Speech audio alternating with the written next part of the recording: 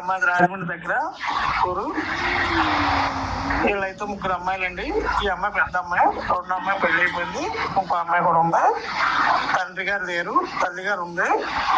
తండ్రి క్యాస్ట్ సెట్టిబలిజ, తల్లి caste SC మాల అన్నారు.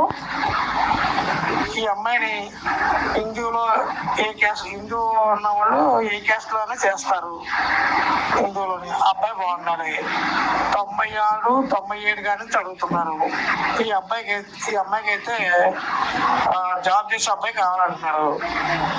కానీ కొంత ప్రాపర్టీ పరంగా ఉండి ఆ అబ్బాయి పెళ్లి చేసుకోవాలి, బంగారం పెట్టి పెళ్లి చేసుకోవాలి, మీరేట కూడా డబ్బులు ఇవ్వాలి.